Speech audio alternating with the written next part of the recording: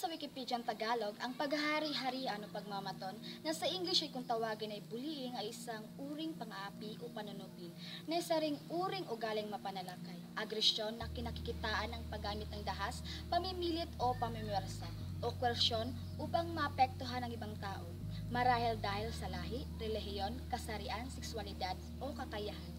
Ang paghahari-harian ay kinabibilangan ng tatlong saligang uri ng pang-aabuso, emosyonal, sinasambit at pisikal.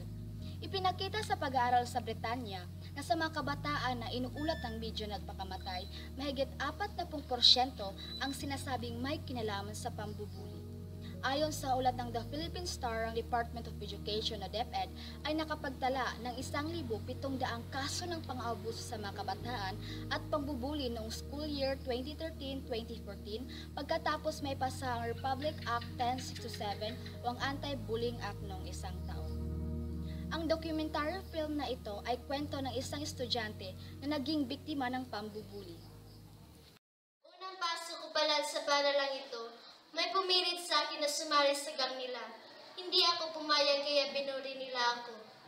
Kilalanin si Eunice, hindi niya tunay na pangalan.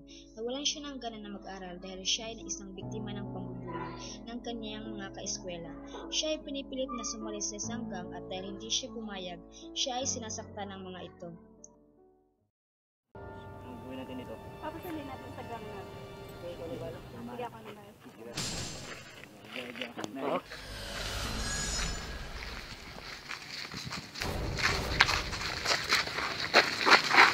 Ano kailangan niyo sa akin? Sumali ka sa gang ng pag di ka masaktan. Masaya to. Ayoko, pitawan niyo nga ako. Ah, ganun ba? Sige, pagbigyan namin katigasan mo. Simulan na natin. Bugin nyo na yan.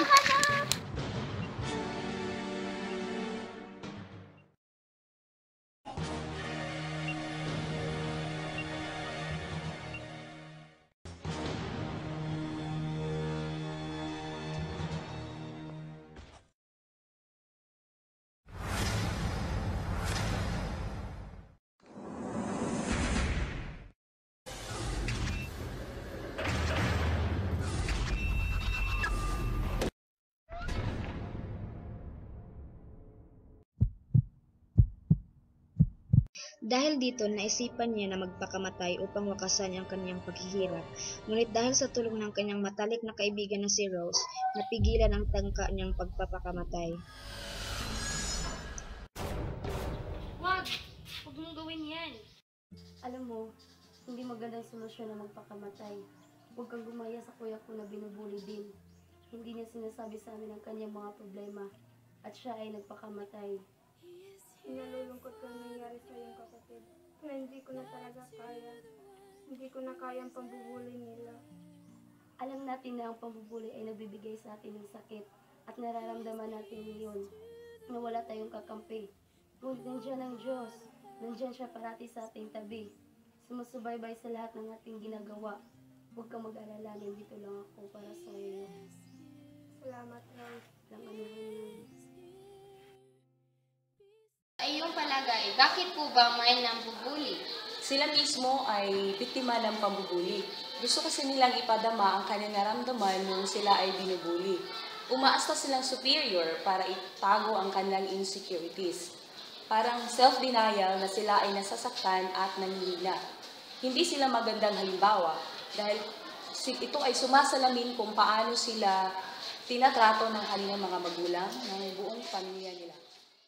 Nilagdaan ni Pangulong Benigno Aquino III ang Republic Act 1067 o ang Anti-Bullying Act of 2013, isang batas na nagbabawal sa bullying sa mga paralan sa buong bansa.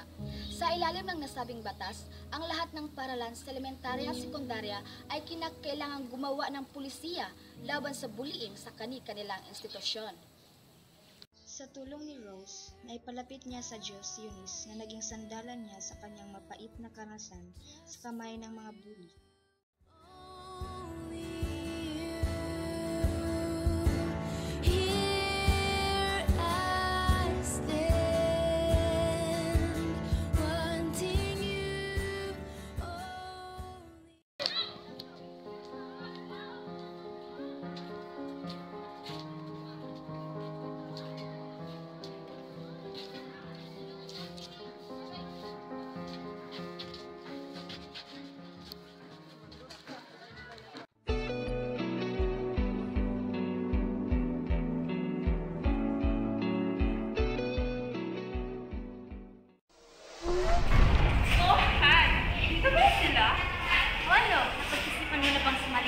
namin. Sorry, pero wala talaga pang balak sumali sa gangyo eh. Ah, ganun ba? Pwes, hindi ka namin titigilan.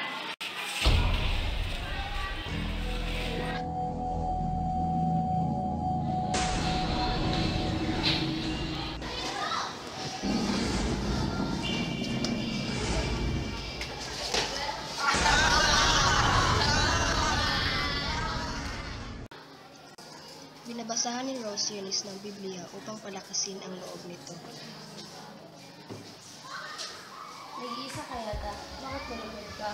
May problema kasi ako. Pinipilit ako ng mga ka-eskwela natin na sumali sa gang nila. Dahil tumanggi ako, inaapi at sinasaktan nila ako. Hayaan mo sila dahil may Diyos na handang tumulong sa atin. Sige, palalakasin ko na lang ang loob mo. Babasahan kita ng Biblia. Alam mo ba, nakasulat sa Biblia sa Luke 6:27-29. Datapwat sinasabi ko sa inyong nangakikinig, ibigin ninyo ang inyong mga kaaway, gawa ninyo ng mabuti ang nangapupuot sa inyo. Pagpalain ninyo ang sa inyo sumusumpa, at panalangin ninyo ang sa inyo lumalait. Huwag kang mag-isip ng masama at maghiganti sa inyong mga kaaway. Sa Romans 12:19, huwag kayong maghigantihan mga iniibig, kundi bigyan ninyo ng daan ang galit ng Diyos, sapagkat nasusulat, akin ang paghiganti, ako ang gaganti, sabi ng Panginoon. Ipaubaya mo na lang ang lahat sa ating Panginoon. Sa Ephesians 4:32, at magmagandang loob kayo sa isa't isa, mga mahabagin na magpatawaran kayo sa isa't isa, gaya naman ang pagpatawad sa inyo ng Diyos kay Kristo. Patawarin mo sila, gaya ng pagpatawad ng ating Panginoon sa atin. Salamat, Rose. Walang ganyan. Seryosong bagay ang pambubuli. Ano ang pwede mong gawin kapag may nambubuli sa'yo? Una, huwag gumanti.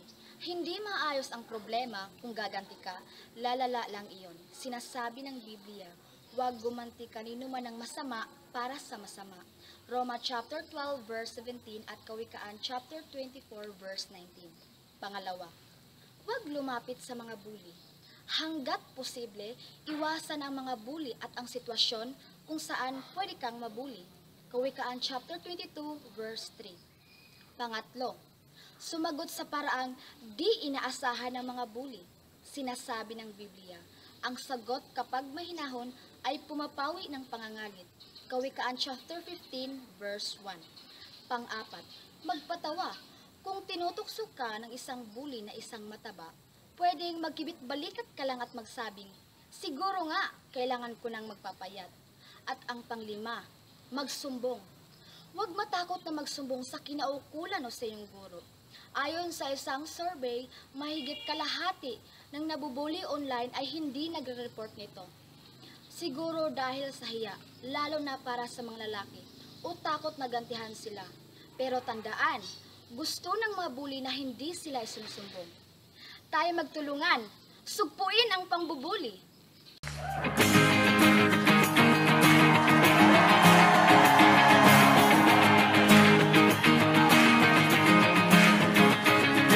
Better than the riches of this world, and better than the sound of my friends' voices, better than the biggest dreams in my heart, and that's just the start.